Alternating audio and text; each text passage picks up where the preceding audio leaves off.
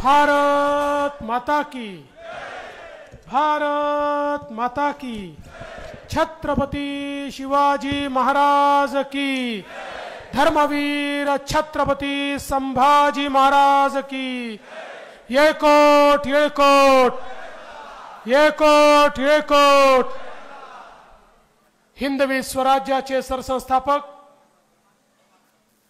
छत्रपती शिवरायांना मानाचा मुजरा करतो।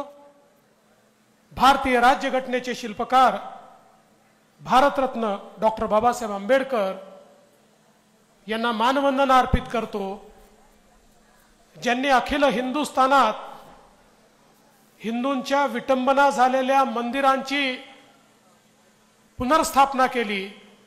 त्या राजमाता अहिल्यादेवी होळकर यांच्या चरणी नतमस्तक होतो।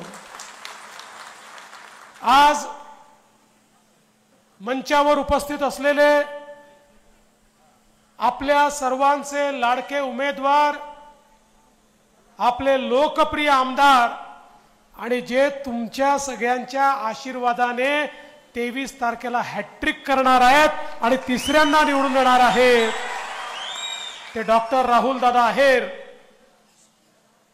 माननीय डॉक्टर भारतीताई पवार, मध्य प्रदेश मधचे खासदार राहुल सिंग लोधी, गुजरातचे आमदार केनू शंकरराव वाघ, सुनील भाऊ बच्छाव, त्याचप्रमाणे भाऊराव तांबडे, रवींद्र पगार, भूषण कासलीवाल, शांताराम ठाकरे, बाळासाहेब माळी, विलास डोमासे, अशोक भोसले, निवृत्ती पाटील, मनोज शिंदे, रघुनाथ अहेर, निलेश ढगे, प्रतापरावजी दिघावकर, राजाभाऊ अहिरे, मोहन शर्मा, मंचावर उपस्थित सर्व मान्यवर आणि या ठिकाणी उपस्थित माझ्या सर्व लाडक्या बहिणींनो आणि तितक्याच लाडक्या भावांनो,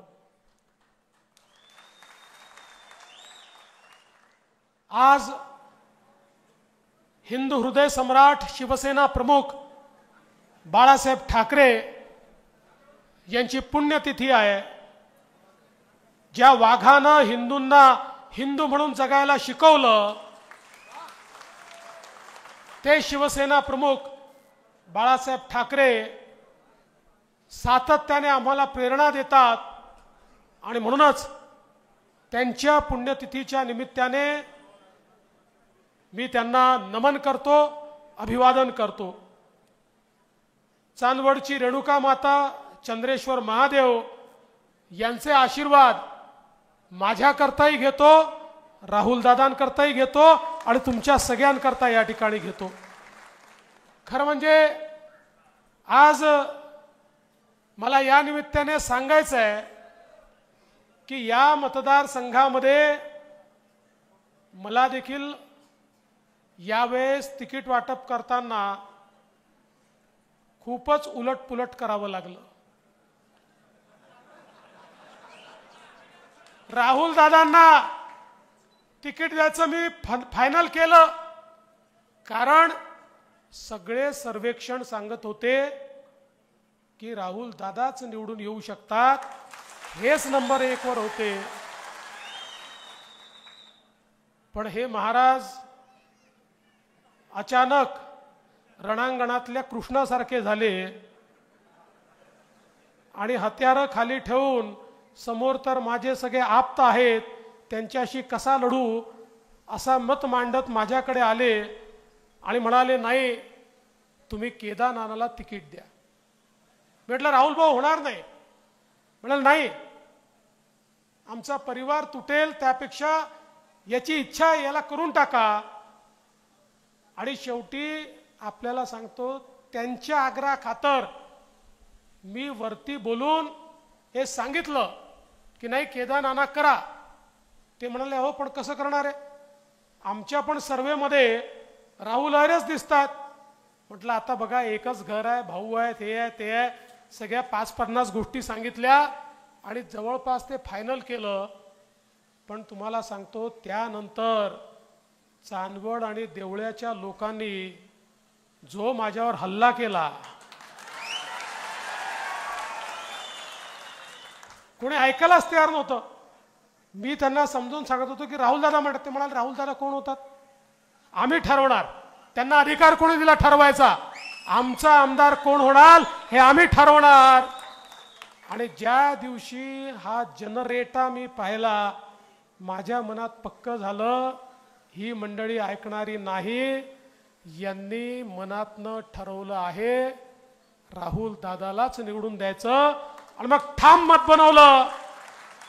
आणि मी राहुल दादांना सांगितलं कि एक बार मैंने तय कर लिया तो मैं खुद की भी नहीं सुनता.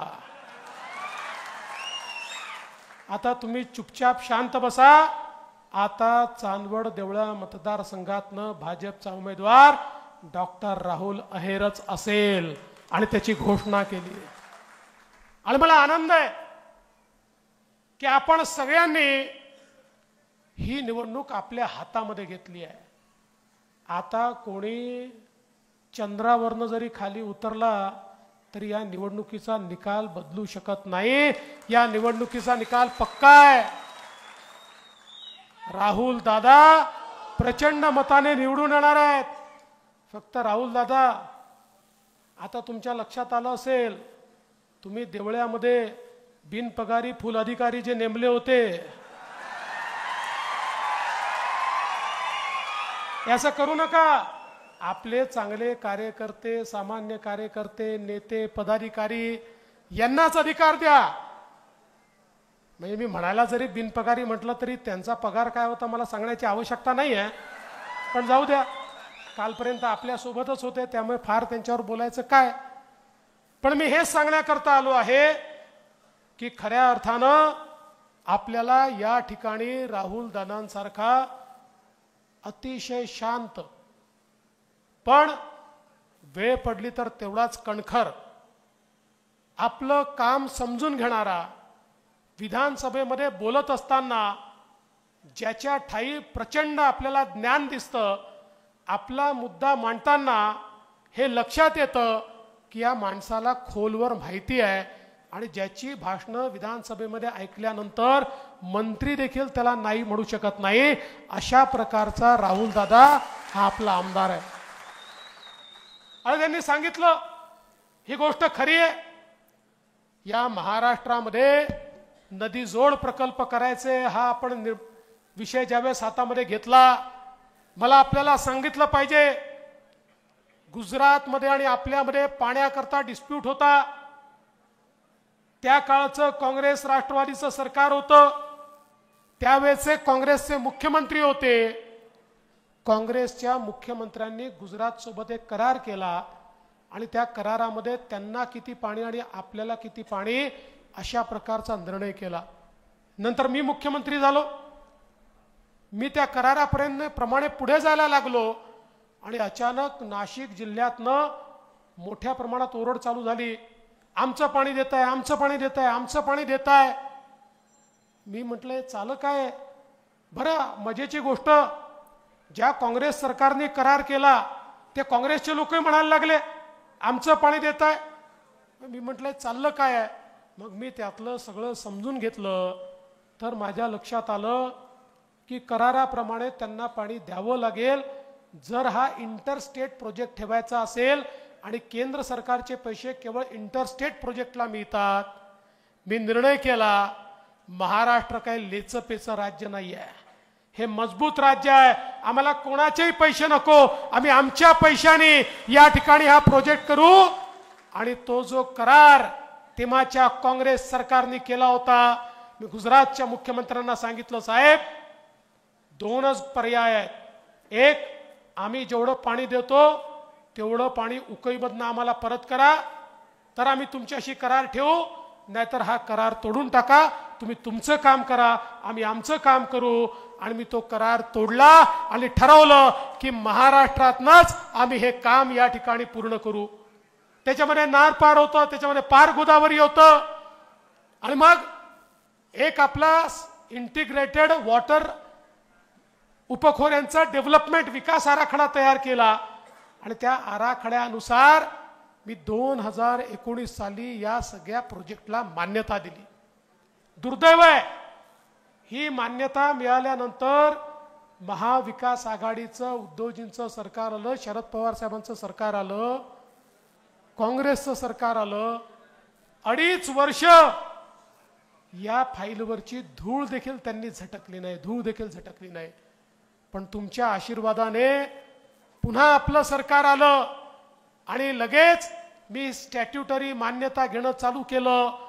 केंद्र सरकार, जल बोर्ड, वॉटर बोर्ड सगळ्या मान्यता घेतल्या आणि या ठिकाणी नार पार गिरणा योजनेचं टेंडर त्या ठिकाणी काढलं आणि लवकरच पुढच्या 3 महिन्यामध्ये त्याचं काम आपण करणार आहोत.